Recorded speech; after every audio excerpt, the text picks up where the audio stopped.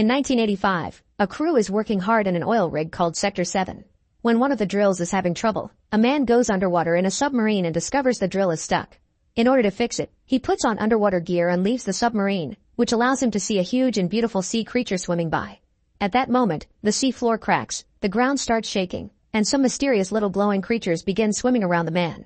He tries to touch one of them, but as soon as he stretches his hand, the pressure of the water suddenly rises and starts pushing the man and the submarine upwards.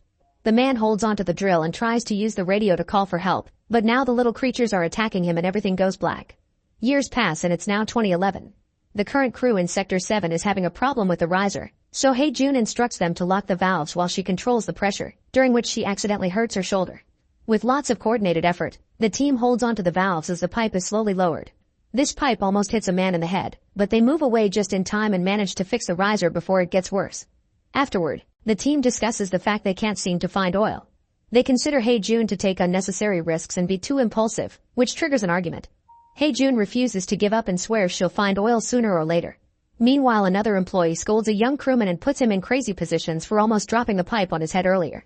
The poor youngster is scared and holds onto the pipe, which causes a weird liquid to come out of the platform. This liquid also brings out a little glowing creature that the men don't recognize. Back to Hae-jun. She's at the clinic so Dr. Moon-hyung can look at her injury. Dong-soo comes to tease Hae-jun for this and tries to flirt, still not understanding that she isn't interested. The rest of the crew works on catching a bunch of those little sea creatures and puts them into an aquarium to study. Marine biologist Yoon-jung explains that the creatures are from a chemosynthetic ecosystem, which exists under ours, but she doesn't understand how they found their way into Sector 7. While she's distracted talking to the others, she soon reaches inside the aquarium and retrieves one of the creatures. However, the little animal immediately puts out its tongue and hits Chi-soon on the face. Moments later, Chi-soon has a huge wound on his lips. When Hyun-jung is taking the elevator, Chi-soon stops the doors and tries to give her a gift to confess his feelings for her, but she turns him down and forces him out of the elevator. Sometime later, Captain Hwang announces they've received orders to leave the rig. Since they can't find oil, the operation has been cancelled.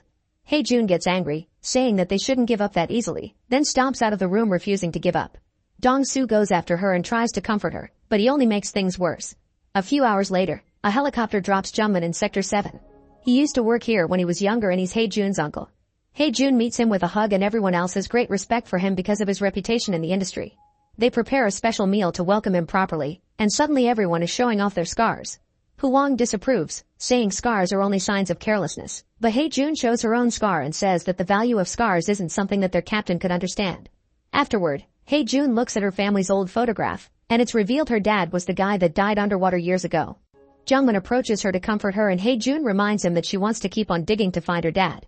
With this in mind, Jungmin talks to Hwang and announces he will talk to the board to get a few more months of work.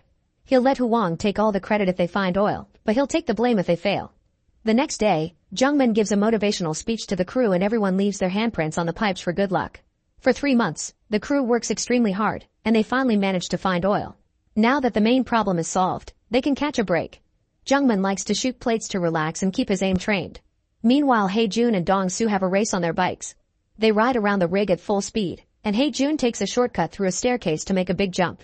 However, when she's about to reach the end, Dong-soo manages to get there first by making a huge jump that impresses Hae-jun. Dong-soo reminds her that if he won she had to kiss him, but she's cheeky and barely pecks his face instead of giving him a proper kiss. Afterward, Hae-jun and one of the crew members put on their gear and dive into the sea to check the structure underneath the rig. When they check the pipe, they notice damage on the metal and begin working on fixing it. Up in the rig, a strange presence begins sneaking around and hits the rope that is holding Hae-jun's crewmate, which begins pulling him in. The crew notices this and tries to pull up, but instead the rope breaks and the man dies while falling to the bottom of the sea. At that moment Hae-jun's tools malfunction and knock her out, so the crew has to pull her out of the sea using the other rope. Suddenly she sees herself surrounded by weird-looking jellyfish and among them she finds the dead face of her friend, but this turns out to be a dream and Hae-jun wakes up in the clinic. She has a breakdown because of grief, and Jungmin comforts her before sending her to her room to rest. Hyun-jung visits her and wants to tell her something very important, but before she can say anything, she's interrupted by the others and leaves. Then Hyun-jung goes outside to do some thinking and is approached by Chi-soon, who keeps bothering her with his advances. This is seen by the working crew.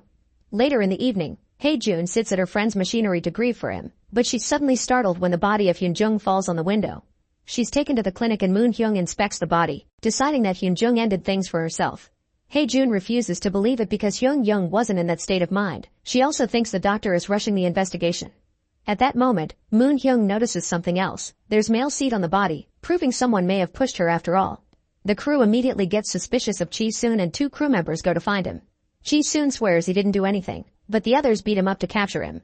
At the clinic, Moon Hyung is looking at the seed under the microscope and discovers there's something different about it. At that moment the guys come with Chi-soon to show him the body, and Chi-soon immediately starts crying. To be sure of the evidence, Moon Hyung asks them to get hair from Chi-soon for a DNA test. Meanwhile, Hae-jun remembers Hyun-jung tried to tell her something and guesses something is wrong, so she goes to inspect the laboratory. She hears a noise coming from a cabinet and when she opens it, she's startled by a creature, but it's just a rat. Then she looks outside the laboratory and discovers that substance that looks like male seed is leaking out of the pipes.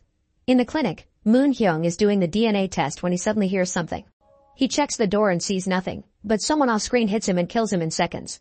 Back to Hae-jun, she continues to look around and finds the broken rope, but at that moment she hears someone running away. When she goes to check, she finds Hwang, who tells her Moon Hyung is dead. The crew gets together to discuss theories and discovers both bodies are gone. The guys think Chi-soon did it, but Jungmin is skeptical. Meanwhile, Chi-soon is tied up in the basement and begins shaking in fear when he sees a strange shadow approaching him. At that moment the crew arrives and finds a trail of blood and that seed-like substance that they follow to find Chi-soon hurt in a corner. At first they think he's dead, but when they come closer, Chi-soon wakes up and starts to freak out as he announces there's a monster in the building. Suddenly the entire rig starts to shake and Chi-soon takes the chance to run away. The crew splits into 2 groups to go after him, and when Hae-jun and Dong-soo go down a corridor, they're shocked to discover a huge monster walking on the ceiling. In another corridor, Chi-soon is trying to escape without being noticed, but the monster finds him and immediately kills him. Moments later, Hae-jun and Dong-soo make it to the generator room and discover the monster made a nest there. The whole place is now covered in goo and has the dead crew bodies in it, which has turned off the power. Afterward, the crew gathers in the comms room and Hae-jun tells them the monster is real. They try to make a call for help but communicators are down, so Jungmin grabs his weapon and announces he'll be fighting back. Hae-jun, Dong-soo, and Hwang decide to go with him, and they start making their way down the corridors to find the monster. Instead, they end up finding another 2 crewmen, and the noise they make gets the attention of the terrifying creature, who shows up behind the duo. Hae-jun and Jungmin want to shoot, but they don't have a clear aim. Jungmin asks the guy to move the clutter, but he misunderstands and begins clapping instead. At that moment the creature reveals its long tongue and catches the crew member to begin tossing him around, hurting him by beating him against walls and clutter. Hae-jun and Jungmin take the opening and come closer to shoot at the monster, allowing the 2 crew members to escape. The monster falls to the ground for a few seconds, but it turns out it's only taking a moment to recover from the bullet wounds and now it's ready to attack again. Then Jungmin takes out a lighter and starts a flame before throwing it at the monster, who immediately catches on fire. Furious, it begins chasing the crew, who runs away and tries to close a door behind them, but the monster easily pushes it down. Next the crew gets inside the elevator, and the monster crashes against the door, unable to break this one. However, it finds the window and it breaks it to make its long tongue come through. The crew dodges every attack, and when Hae-jun sees an opening, she cuts the tongue down with an axe. Afterward the crew goes to the lab and takes care of their wounds while Captain Hwang gets suspicious of Jungmin, saying he volunteered to come back to this lousy rig and that he knew to use fire against the creature. Jungmin responds by breaking one of the aquarium boxes and grabbing one of the little creatures to set it on fire, saying it'll keep the flame up for 24 hours. Then he shares the whole story. When Hae-jun's father found the creatures years ago, the science team immediately noticed that the seed-like liquid these animals produce could be used as a much better oil. However, there was an ethical argument because they would be burning living beings. The team started to breed and experiment with these creatures, and one of them ended up growing into the giant monster they met earlier. Han-young discovered the truth while she was doing her research, and when she threatened to tell the others, Jungmin killed her. Back to the present, an angry Hae-jun feels betrayed by her own uncle, but Jungmin says he's come back to pay for his mistakes. Suddenly they begin hearing noises and the monster appears at the window, which it quickly breaks to get inside and attack. The crew begins running away and Jungmin gets captured, but he tells Hae-jun to leave him and escape. As Jungmin is tossed around by that sticky tongue, he manages to grab a bottle of burning medicine and throws it at the monster, who immediately hisses in pain and drops the man before running from the room. The crew goes looking for their weapons and Hae-jun volunteers to go to the generator room to restore the power. Dong-soo goes with her and watches in shock how Hae-jun isn't afraid to reach into the goo and pull the lever to finally bring power back. Meanwhile, Hwang and the 2 young guys go down a corridor and are startled when they suddenly find the monster underneath their feet. They try to hold him down, but the creature is too strong and bursts through the floor to attack. The men try to shoot it to no avail and the creature begins chasing them. As they run, one of the young men trips and his friend goes back to help him, but Hwang keeps running and enters another room where he locks the door, not caring about the pleas of his terrified men. The friends try to cling to each other, but the monster uses his tongue to pull them apart and one by one, he kills the 2 guys without mercy. By the time Jun and Dong-soo come back, they're shocked to see nobody around. It turns out Huang has selfishly taken the submarine alone and is trying to escape by going underwater. However, he barely manages to travel for a few minutes before the body of one of his crew members hits the window, and the creature suddenly appears on top of the submarine to break all the glass and let the water into the vehicle, causing Huang to drown. Back on the rig, Jungmin initiates the building's self-destruction sequence before going outside to shoot a flare. Jun and Dong-soo want to stop it, but only the captain has the power to do so. At that moment the monster comes back and Jungmin meets him with a flamethrower, which only burns the monster a little bit and doesn't have much of an impact. Next Jungmin begins fighting the monster with a pipe, and after exchanging a few hits and being tossed around, he stabs the creature and holds onto the metal as a trap. Now Jungmin can use the lighter again and start a better fire, which begins burning the creature at great speed. However, Jungmin got covered in the weird liquid during the fight and he ends up dying in the fire. The creature begins shaking in pain and looking for water, so Dong-soo has to push Jun out of its way. Unfortunately, the monster uses the chance to grab Dong-soo as well, and it brings him with it when it jumps into the ocean together with Jungmin's body. Devastated, Jun falls to her knees and suddenly hears something. It looks like Dong-soo managed to save himself by holding onto a rope. Jun immediately gets her bike and uses it to pull at the rope. The monster jumps out of the water to try to attack, but Jun pulls up Dong-soo just in time. Suddenly the bike slips and Jun falls, hurting her shoulder in the process, but luckily Dong-soo can climb the rest of the way up. With 1 minute left for self-destruction, Jun is happy to see Dong-soo again, but the moment is ruined when the monster crawls back. Dong-soo grabs it by his mouth and begins struggling against it, wanting to give Jun the chance to escape. The monster doesn't give up and throws Dong-soo in the air before jumping after him and killing him with a quick bite. The creature doesn't stay in the water though. It quickly begins climbing back, so Jun gets on her bike and drives near the monster to get its attention. Using a gun, she shoots at it to put it near the edge to delay it, then she drives away to make a huge jump and turns around a corner to go under a narrow pathway. When the monster tries to follow her, it gets stuck in the structure, so Jun pulls another quick maneuver and throws the bike at the creature, causing a huge explosion. Unfortunately, the monster is thoroughly burned yet still not dead. Jun runs to the drilling area and hides in the cabin, where she carefully presses a button to open a door from afar. The monster goes into the other room thinking someone is there, and then Jun closes the door, thinking she's managed to lock it up. However, the monster still escapes and comes back through the ceiling. Then it begins chasing Jun through the pipes. Jun grabs a wrench and begins hitting the monster, only to get pushed against the machinery. Then Jun finds some rope and lets the crane take her up.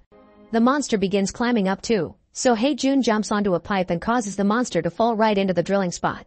She falls as well and hurts her leg, but at least she dodges the pipe just in time. Next, Jun rushes to grab the remote control and stands still to lure the monster in. Once it's close enough, she presses the button, and the drill comes down, holding the monster captive. However, its limbs are still free and manage to grab Jun's leg, making her fall.